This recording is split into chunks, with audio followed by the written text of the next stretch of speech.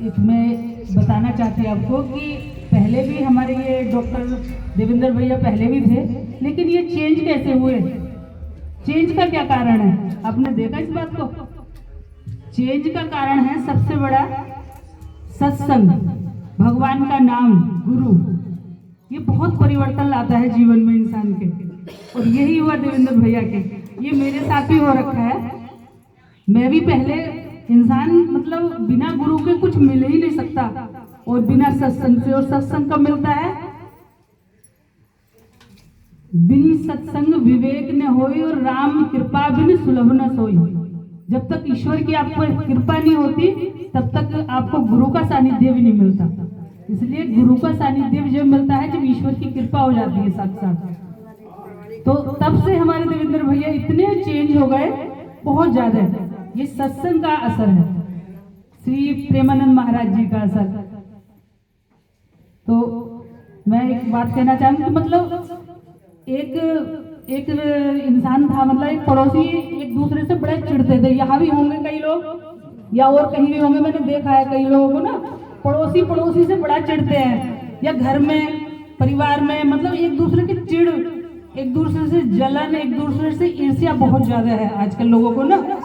तो एक शंकर भगवान का भक्त था, एक मैं छोटी सी कहानी सुनाती हूँ आपको, मेरे गुरुजी ने सुनाई थी।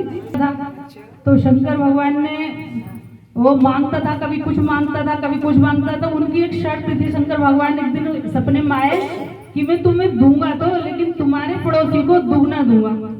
वो बड़ा परेशान कि लोग पूजा तो हम करें और ये पड़ोसी को देवें।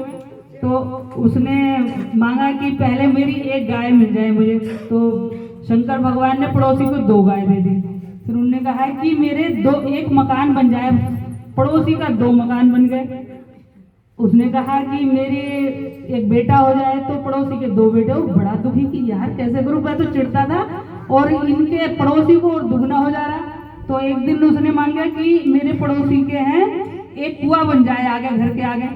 अब पड़ोसी मेरे आगे एक कुआं बन जाए, पड़ोसी के आगे 2 बन गए। फिर वो उसने कहा कि शंकर भगवान जी मेरी एक आंख फूट जाए। अब पड़ोसी की दोनों फूट गए। अब बहुत खुश हो, मतलब ये क्या है, चिढ़। अब वो जब घर से निकला तो वो उसमें कुएं में गिर गया और मर गया। बहुत खुश हुआ।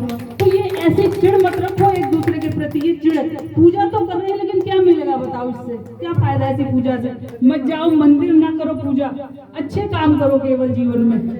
भगवान ने ये नहीं कहा कि मंदिर आओ, जल चढ़ाओ, पूजा करो, मेरी माला जपो, लेकिन अच्छे काम करो। फिर से ईर्ष्या मत रखो, और मानव सेवा जो हमारे भैया कर रहे हैं इस तरह से। तो आप सब भी बस अपने मन को साफ रखिए, अच्छे काम करिए, किसी के प्रति द्वेष भाव ईर्ष्या ये ना करिए बस। ठीक है, धन्यवाद। बहुत सुंदर, आपने बहुत अच्छी बात कही। मैं एक छोटा सा आपको अंतर्मन परिवार सोसाइटी की तरफ से मैं एक बहुत छोटी सी धनराशि 21,000 रुपए की धनराशि मैं श्री मनोज प्रसाद हरिवंश स्मृति ट्रस्ट को भेंट करना चाह रही हूँ। और उसमें आप राधा रानी का भजन करें और सारे हमारे किसान भाइयों को बुला के बढ़िया से इनको भोग खिलाएं, और बहुत जल्दी आपके साथ ये प्रभु भजन हो। इसके लिए मैं आपको बहुत बहुत